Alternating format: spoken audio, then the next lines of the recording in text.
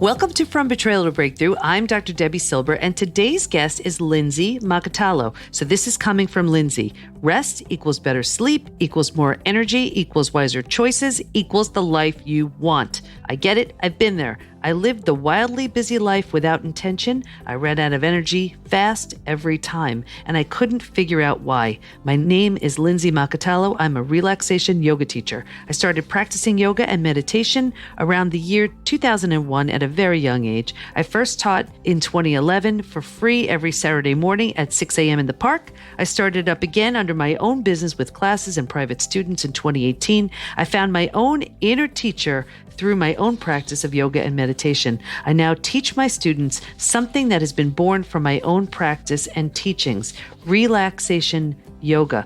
You want to be inspired? You're about to meet someone who I really admire. While she had every right to hang on to her painful betrayal, she decided, that's the key word here, to take some scary leaps in order to heal. Her transformation is so inspiring, and I can't wait for you to meet her. Here's Lindsey.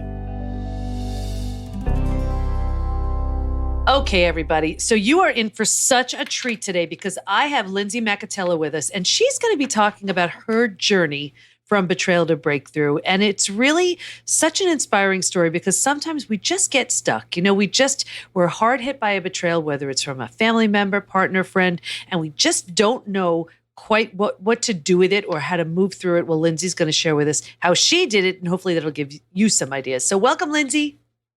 Hello. So glad to have you with us today. So share with us, if you can, bring us back to, you don't have to get into detail about your specific betrayal if you don't want to, but share with us how it affected you. How did it affect you physically, mentally, emotionally? Like, where were you back then? Yeah, so it's funny because there was a kind of a lead up to kind of the final punch, if you will, of the betrayal. And the actual final moment of realizing what was happening, I remember exactly where I was. I know what I was doing. I was actually in Target shopping for something, and I got this message from somebody and realized that something wasn't right. And immediately, I just dropped everything I had and left the store. It was like I was punched in the gut. I didn't know. I felt like I didn't know anything. Everything that I knew and that was this foundation of a relationship and expectations was all pulled out from under me like a rug. And I just felt so confused, so lost, so hurt. It was so overwhelming. And you know what, Lindsey, you're familiar with the Betrayal to Breakthrough program. That's stage 2. That's where you're absolutely blindsided. The rug is exactly like you said, has been pulled out from under you. Everything you've known to be real and true has just been destroyed. There's no sense of safety. There's no sense of security. Your worldview, the way we view the world, our mental model is completely shattered. And it's absolutely the most terrifying stage. And that you remember exactly where you were. It's so common. And another word for it is psychological earthquake. You know, it's like life is defined into before it happened and after it happened. And unfortunately, we remember exactly that moment, right? Because it imprints on our body and mind. Yes. So okay, so your world was just absolutely rocked to the core. And how did it affect you? So you felt punched in the gut. You felt like, just so confused. What happened? Mm-hmm. Yeah, it's almost like I didn't even know what to do with myself, what to do with my life. I was questioning everything. I didn't even know like how I would continue to go to work. I didn't know how. I was actually going to therapy at the time because therapy's always been something that's been really important to me and always been a part of my life. And I just remember going into therapy and I would either just sit there or I would just cry. And I had no idea what to even do. I didn't even know how to like go through I'm like, what? I don't even know what to do. I was so lost for words, for actions. It was like I was in this whirlwind, this storm. And it's the kind of thing where when we're so hard hit like that, getting out of bed could be hard. Right? Like, how do we make it through our day? How do we get through the day? And I know there are people listening right now where they may be in that exact experience where they just are so overwhelmed with heartbreak and grief and sadness and pain. And we've talked about this. We're never betrayed by people we don't know. It's by people Yeah. we're the closest to, right? So that's what makes it so much more of a shock and so much more painful. So what did you notice physically? I definitely, over time, I began gaining weight. I lost kind of the energy and motivation to cook healthy prior to that.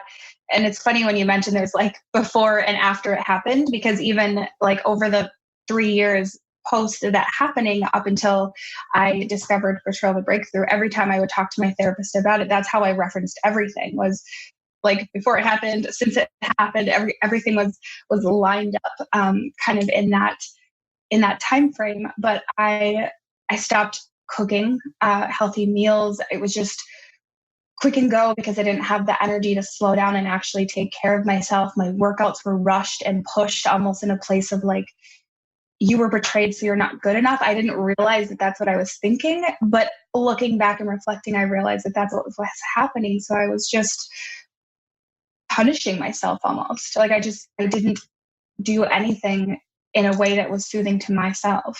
And that's so important that you said that, because so many people, that's what happens. We get betrayed, and then if we're not careful, we start believing what, Mm-hmm. that we were betrayed because we're not good enough, because we're not worthy, deserving, lovable, because we reason, well, if we were, why would this person do that to us? But eventually we learn it's not about us, but we don't. But in the beginning, that is just a really hard one to embrace. Mm-hmm. And you also mentioned that you weren't eating well and you were gaining weight. Well, this makes so much sense because now you move to stage 3, right, which is all about survival. And if you're trying to survive, you're not thinking about self-care and self-love. You're just trying to survive your experience. You're not like reading labels and trying to eat healthy. So it sounds like you absolutely, that was like classic stage 3 survival.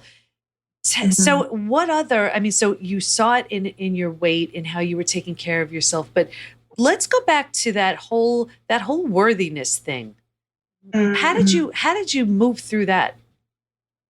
Like what Oh did my you, God. what kind of, yeah, what were you saying to yourself, and how did you eventually get from that point of, I don't, maybe I deserve this, or I don't feel worthy, to a better place?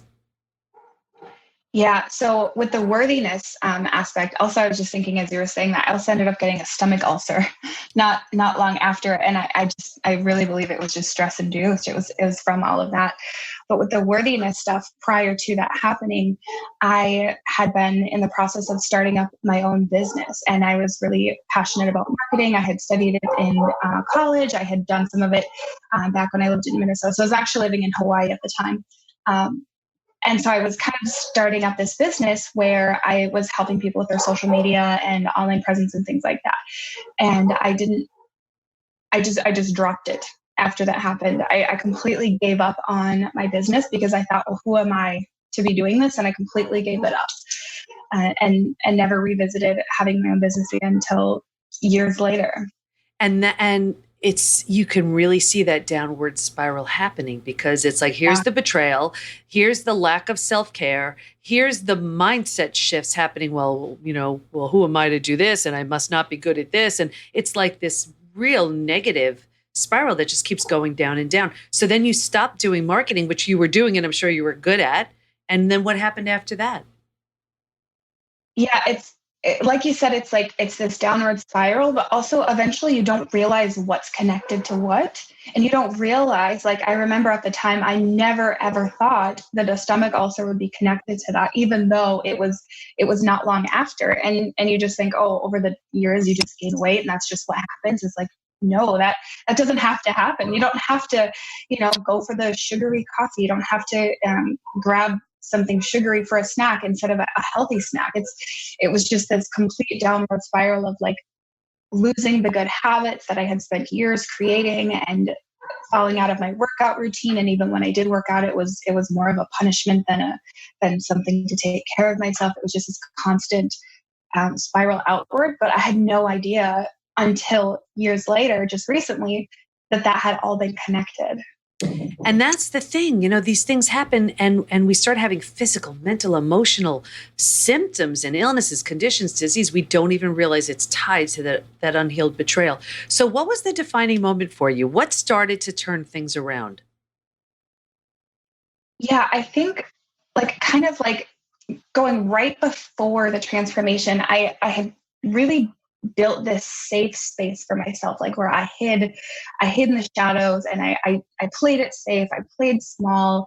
And then once I realized there was hope and learned about betrayal to break through, and that started listening to the symptoms that other people were having and experiencing, I saw it all in me.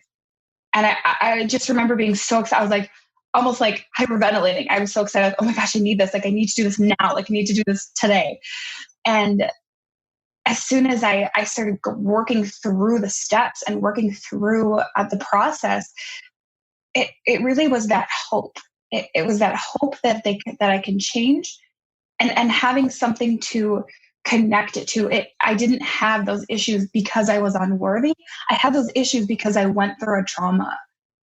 Oh, I love, love, love. That is so powerful. It gave me chills. It's so true. And that's the moment when you start to heal, when you realize it's not you, it's the trauma. Something horrible happened. It impacted you, but it's not who you are. And everybody, what Lindsey's referring to is the Betrayal to Breakthrough program, which she went through. And I'll tell you, you're listening to her, but I'm looking at her. She physically looks so different than she was a beautiful woman beforehand, but there is this glow and this radiance and this like lightness and like glow, really, that you didn't have because and now here's the thing. I remember we spoke in the very beginning, and understandably so, you were very untrusting, right? Because think about it.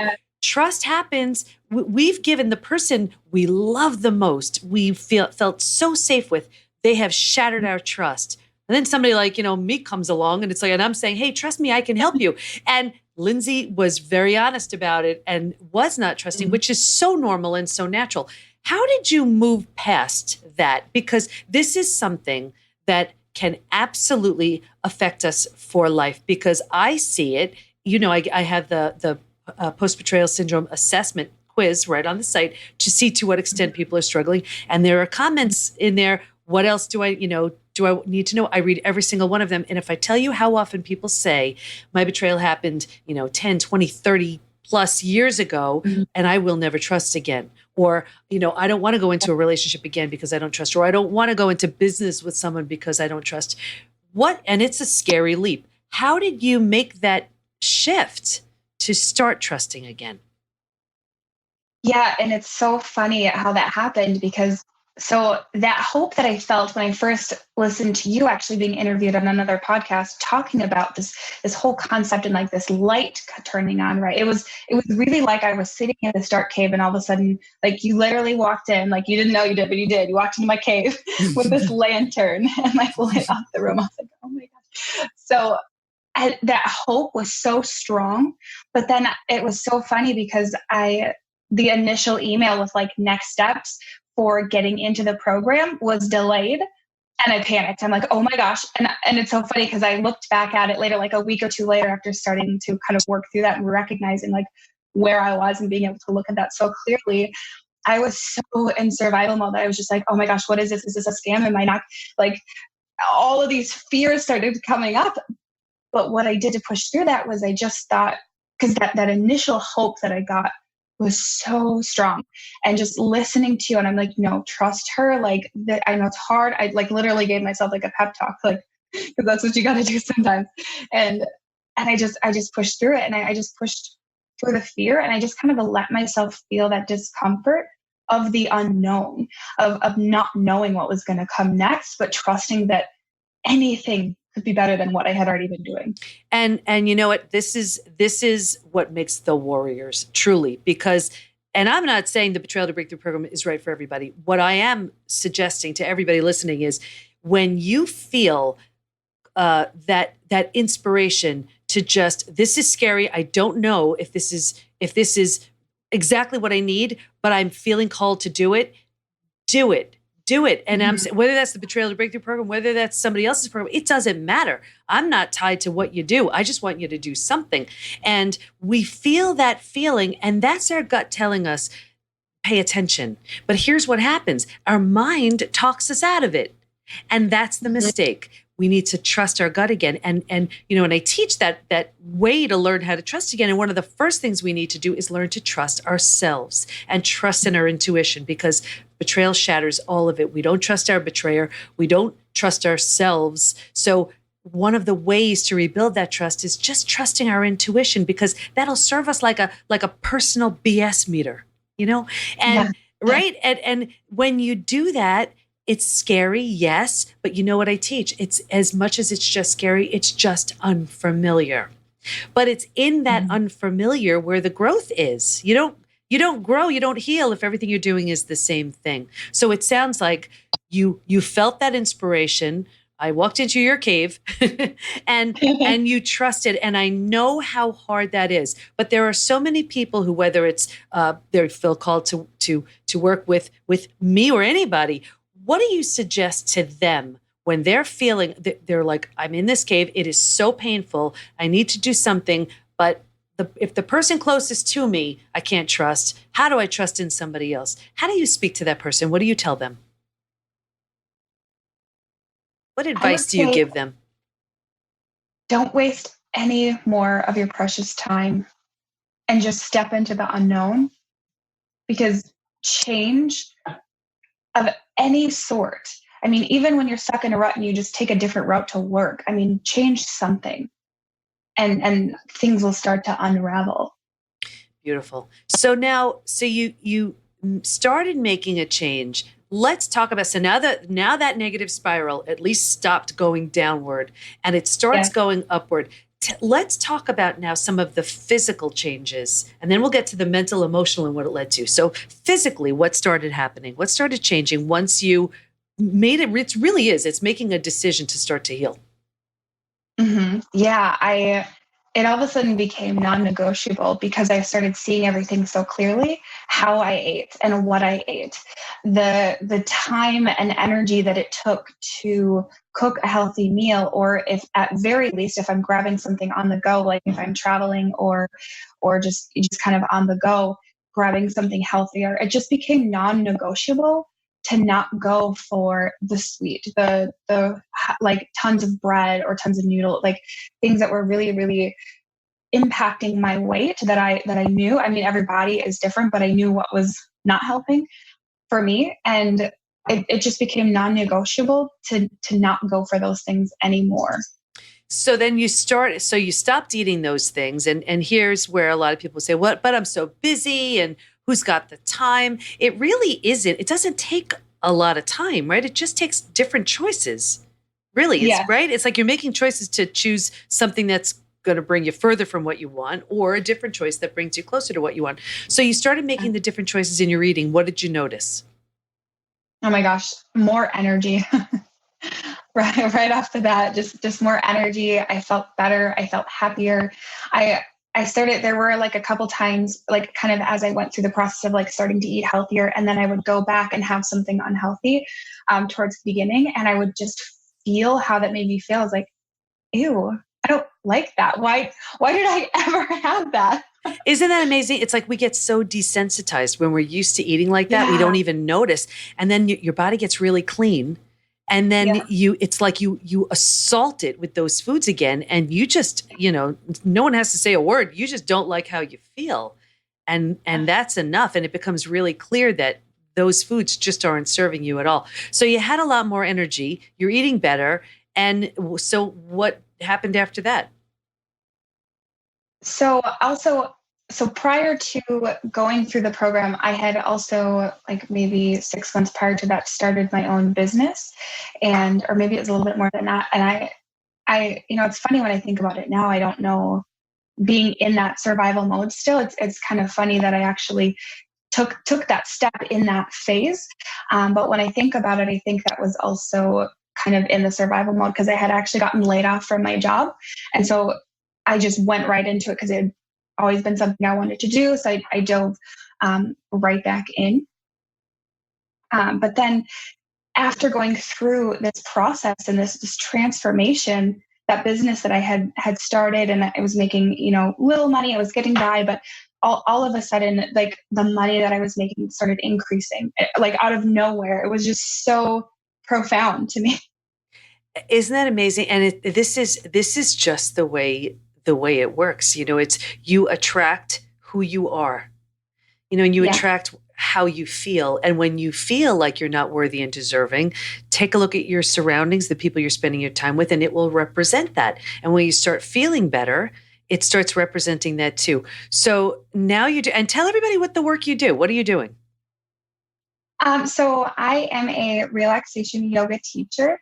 So I help people using yoga and meditation, but I help them, relieve stress and really learn how to relax and slow down and train their minds and bodies how to truly rest, which is different than sleep. Because a lot of people are like, oh yeah, I rest. I sleep 5 hours a night. It's like, that's not truly rest. We rest in like meditation and shavasana and things like that. And then that allows us to, sleep better and have more energy and kind of all the things that I was able to do so much better after going through this transformation. And it's so interesting because when you think about it, betrayal absolutely creates an enormous amount of stress. So whether it's like, I'm wondering what came first, the chicken or the egg. Was it the need to like de-stress that made you want to do that, or the other way around? But in the midst of healing from betrayal, it almost seems like, well, how could you do something like that? It seems so relaxing and so calming and so wonderful, but I could see how healing it could be too. Mm-hmm. So Yeah. let's just go there. What does yoga and that kind of yoga that you teach do for the body and mind? How does it help de-stress?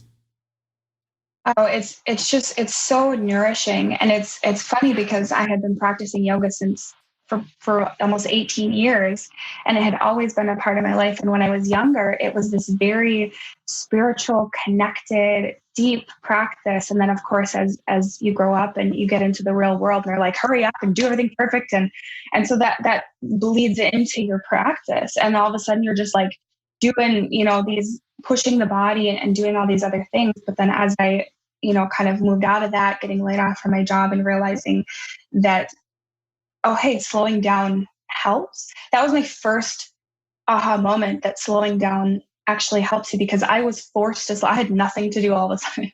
I had nowhere to be. And it was a wake up call, and but it felt amazing. And all of a sudden, I realized I could actually be more productive because I was slowing down. So with yoga, um, within meditation, and especially like, things with, if you're looking at power yoga or Ashtanga, that's a lot more activating. But what I do and what I teach is much slower, more restorative.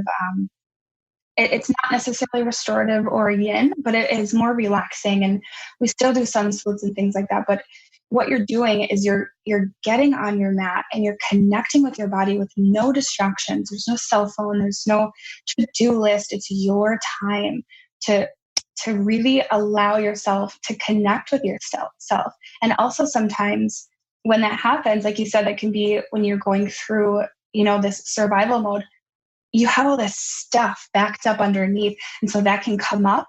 But if you lean into that and like lean into that discomfort and let it burn up in the fire, that's when it can dissipate and disappear. And then all of a sudden you find yourself in this place of bliss and relaxation and peace. And then you return to, your regular day-to-day routine, whether it's work or taking care of your kids. And you all of a sudden are realizing, oh my gosh, it's so much easier to get my kids on the bus in the morning because I'm peaceful all of a sudden. So, and you know what? And I want everybody to know, don't mistake, if you're not a yoga, if you don't do yoga, don't mistake the gentleness as it not being effective. It is extremely powerful. Mm-hmm. I mentioned this in another episode where the intuitive coach that I was seeing, where she did this one, I don't even know, it wasn't Reiki, EIT, something you guys would know. Oh, EFT.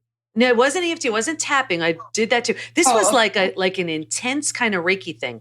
And I went to do a yoga class a few days later, and I was in class, and I only went once a week, but I went to that class, and in about, I'd say within 10, 15 minutes, I felt so sick that I had to leave. And I'm talking like I could barely drive home. I had to pull over and it was awful. Right. And I was so freaked out by it because I didn't understand it. And she said, oh, that was a purge.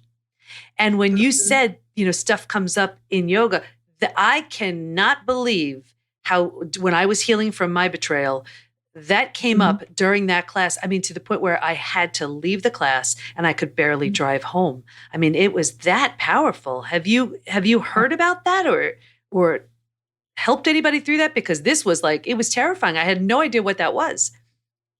Oh, wow. Yeah. I'm getting physically sick. I haven't seen or experienced, but how I've seen it come up is sometimes, and something that I do for my students is I just create this sacred space where it's safe to feel what you need to feel and kind of open up. And I have had many students just begin to cry. Yeah. or some of it's like a word vomit, they just need to get things off their chest. And I just sit there and hold that space for them and allow them to release that. So that's that purge, right? It does come up differently for different people. Sometimes they just need to sit there in silence for a minute, just do their own thing and just feel into it and let it pass and let it burn up.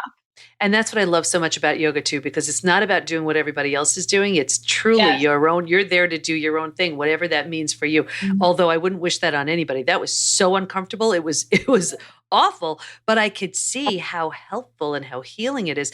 And that's what happens. This trauma gets stuck in the cells and it needs to come out. Whether it's crying, whatever you need to do. And yoga is such a beautiful, beautiful way to release it.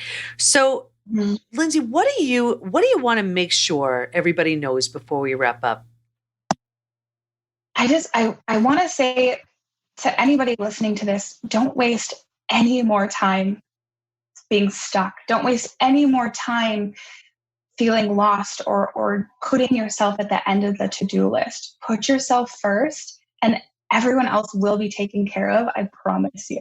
Oh, beautiful. And now here's that person who's like, oh, sure, you healed, but my betrayal was so much bigger and so much worse. I can't heal. I'm, struggling with this, that, and the other thing. And I don't feel worthy, deserving, lovable. What do you say to him or her?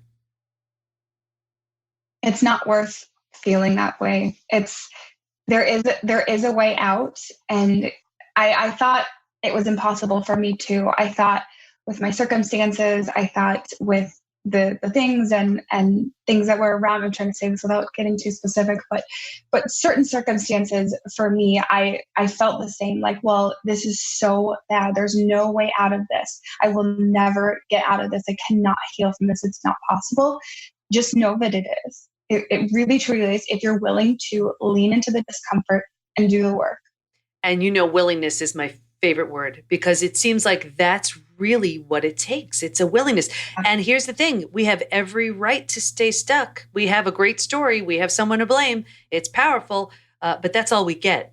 And when we're willing to let that go, I mean, you're the perfect example of it. You get physical healing. You look great. You get to do the work you love. You get to help so many people in the process. You get to feel good. You get to use your biggest crisis as your greatest gift.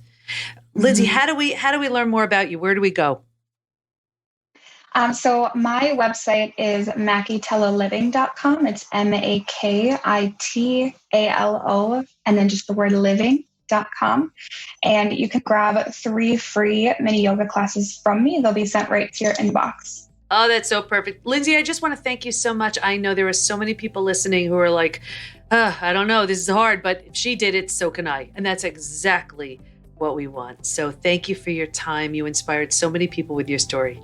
Thank you for having me. It's so easy to get stuck after a betrayal and start believing that we're unworthy or unlovable. Then, as if that's not bad enough, we pile on our own negative self-talk, which only makes it worse. Yoga was one of the powerful processes Lindsey used to heal, and to get her free gift, just go to makitaloliving.com. And we'll have all of her information in the show notes at pbtinstitute.com/podcast. But here's my biggest takeaway. As Lindsey said, lean into the unknown. Change is the way you look at the unknown from being scary to unfamiliar. And just like everything that was unfamiliar to you in the past, once you did it, it became familiar to you and you were okay. Same thing here. So use your intuition as your guide because it's always spot on. Just don't let your head talk you out of it. Now, Because the work of healing from betrayal takes lots of effort, but it's hugely rewarding, let me give you a little gift. Head over to pbtinstitute.com to receive my gift of How Your Biggest Crisis Reveals Your Greatest Gift. And let us support you. Go to Facebook and join our group, Women Hacking Betrayal, where we give information, tools, and support to help you move forward and heal once and for all. Can't wait to be with you next time. And here's to your breakthrough.